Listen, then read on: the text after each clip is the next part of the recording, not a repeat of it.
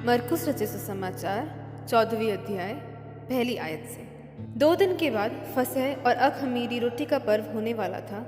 प्रधान याजक और शास्त्री इस बात की खोज में थे कि उसे कैसे छल से पकड़कर मार डालें, परंतु कहते थे, पर्व के दिन नहीं, कहीं ऐसा ना हो कि लोगों में बलवा मचे। जब वह बेतनिया में शमौन कोढ़ी के घर भोजन करने बैठा हुआ था, तब एक स्त्री संगमरमर के पात्र में जटामासी का बहुमूल्य शुद्ध इत्र लेकर आई और पात्र तोड़कर इत्र को उसके सिर पर उंडेला। परंतु कोई कोई अपने मन में रिसियाकर कहने लगे, इस इत्र का क्यों सत्यानाश किया गया, क्योंकि यह इत्र तो 300 दीनार से अधिक मूल्य में बेचा जाकर कंगालों में बांटा जा सकता है। और वे उसको छिड़कने लगे। यीशु ने कहा, उसे छोड़ दो, उसे क्यों सताते हो? उसने तो मेरे साथ भलाई की है।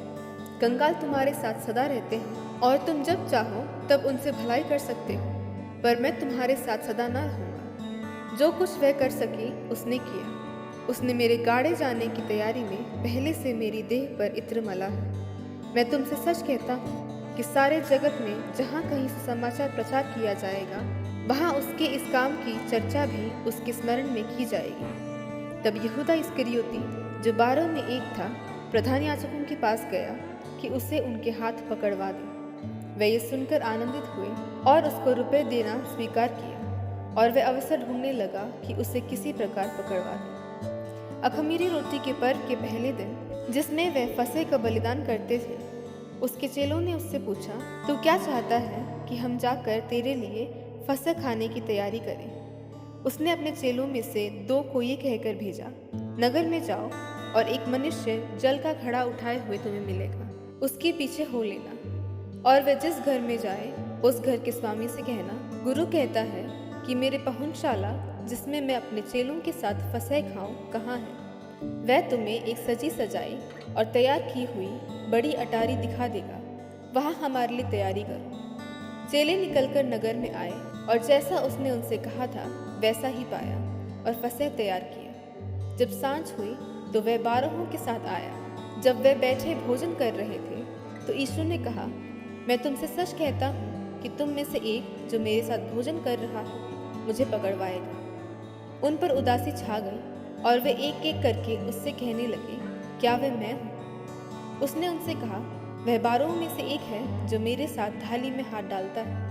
क्योंकि मनुष्य का पुत्र तो जैसा उसके विषय में लिखा है जाता ही है, परंतु उस मनुष्य पर हाय जिसके द्वारा मनुष्य का पुत्र पकड़वाया जाता है।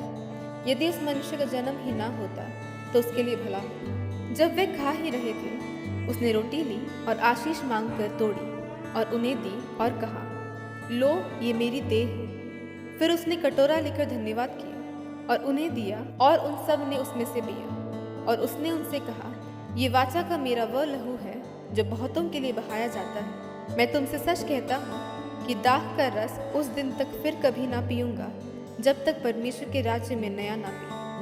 फिर वे भजन गाकर बाहर जैतून के पहाड़ पर गए। फिर यीशु ने उनसे कहा, तुम सब ठोकर खाओगे, क्योंकि लिखा है, मैं रखवाले को मारूंगा और भेड़ें तितर बितर हो जाएंगी। परंतु मैं अपने जी उठने के बाद तुमसे पहले गलील को जाऊंगा। पतरस ने उससे कहा, यदि सब ठोकर खाएं तो खाएं, पर मैं ठोकर नहीं खाऊंगा। यीशु ने उससे कहा, मैं तुझसे सच कहता हूँ कि आज ही इसी रात को मूर्ख के 2 बार बांग देने से पहले तो 3 बार मुझसे मुकर जाएगा। पर उसने और भी जोर देकर कहा, यदि मुझे तेरे साथ मरना भी पड़े तो अभी मैं तेरा इनकार कभी ना करूँगा। इसी प्रकार और सबने भी कहा। फिर वे गतसमनी नामक एक जगह में आए और उसने अपने चेलों से कहा, यहाँ बैठे रहो जब तक मैं प्रार्थना करूँ। और वे पतरस और याकूब और यूहन्ना को अपने साथ ले गया और बहुत ही आधीर और व्याकुल होने लगा और उनसे कहा, मेरा मन बहुत उदास है, यहाँ तक कि मैं मरने पर हूँ। तुम यहाँ ठहरो और जागते रहो। फिर वह थोड़ा आगे बढ़ा और भूमि पर गिरकर प्रार्थना करने लगा कि यदि हो सके तो यह घड़ी मुझ पर से टल जाए। और कहा, हे अब्बा, हे पिता, तुझसे सब कुछ हो सकता है। इस कटोरे को मेरे पास से हटा ले। तो अभी जैसा मैं चाहता हूँ वैसा नहीं, पर जो तू चाहता है वही हो। फिर वह आया और उन्हें सोते पाकर पतरस से कहा, हे शमौन, तू सो रहा है? क्या तू एक घड़ी भी ना जाग सका? जागते और प्रार्थना करते रहो कि तुम परीक्षा में ना पड़ो। आत्मा तो तैयार है पर शरीर दुर्बल है।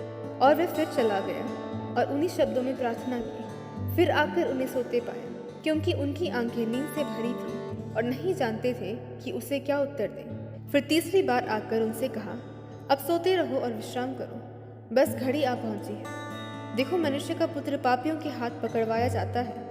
उठो, चले, देखो मेरा पकड़वाने वाला निकट आ पहुंचा है। वह ये कह ही रहा था कि यहूदा, जो 12 में से एक था, अपने साथ प्रधान याजकों और शास्त्रियों और पुरनियों की ओर से एक बड़ी भीड़ लेकर तुरंत आ पहुंचा, जो तलवारें और लाठियां लिए थी। उसके पकड़वाने वाले ने उन्हें ये पता दिया था कि जिसको मैं चूमूं वही है, उसे पकड़कर यत्न से ले जाना। वह आया और तुरंत उसके पास जाकर कहा, हे रब्बी, और उसको बहुत चूमा। तब उन्होंने उस पर हाथ डालकर उसे पकड़ लिया। उनमें से जो पास खड़े थे, एक ने तलवार खींचकर महायाजक के दास पर चलाई और उसका कान उड़ा दिया। यीशु ने उनसे कहा, क्या तुम डाकू जानकर मुझे पकड़ने के लिए तलवारें और लाठियां लेकर निकले हो? मैं तो हर दिन मंदिर में तुम्हारे साथ रहकर उपदेश दिया करता था, और तब तुमने मुझे ना पकड़ा, परंतु ये इसलिए हुआ कि पवित्र शास्त्र की बातें पूरी हो। इस पर सब चेले उसे छोड़कर भाग गए। एक जवान अपनी नंगी देह पर चादर ओढ़े हुए उसके पीछे हो लिया और लोगों ने उसे पकड़ा, पर वह चादर छोड़कर नंगा भाग गया। फिर वह यीशु को महायाजक के पास ले गए और सब प्रधान याजक और पुरनिये और शास्त्री उसके यहाँ इकट्ठे हो गए। पतरस दूर ही दूर उसके पीछे पीछे महायाजक के आंगन के भीतर तक गया और प्यादों के साथ बैठकर आग तापने लगा। प्रधान याजक और सारी महासभा यीशु को मार डालने के लिए उसके विरोध में गवाही की खोज में थे, पर ना मिली, क्योंकि बहुत से उसके विरोध में झूठी गवाही दे रहे थे, पर उनकी गवाही एक सी ना थी। तब कुछ लोगों ने उठकर उसके विरुद्ध ये झूठी गवाही दी, हमने इसे यह कहते सुना है, मैं इस हाथ के बनाए हुए मंदिर को ढा दूंगा और 3 दिन में दूसरा बनाऊंगा जो हाथ से ना बना हो। इस पर भी उनकी गवाही एक सी ना निकली। तब महायाजक ने बीच में खड़े होकर यीशु से पूछा, तू कोई उत्तर नहीं देता? ये लोग तेरे विरोध में क्या गवाही देते हैं? परंतु वह मौन साधे रहा। महायाजक ने उससे फिर पूछा, क्या तू उस परम धन्य का पुत्र मसीह है? यीशु ने कहा, मैं हूँ, और तुम मनुष्य के पुत्र को सर्वशक्तिमान की दाहिने ओर बैठे और आकाश के बादलों के साथ आते देखोगे। तब महायाजक ने अपने वस्त्र फाड़ कर कहा, अब हमें गवाहों का और क्या प्रयोजन है? तुमने ये निंदा सुनी, तुम्हारी क्या राय है?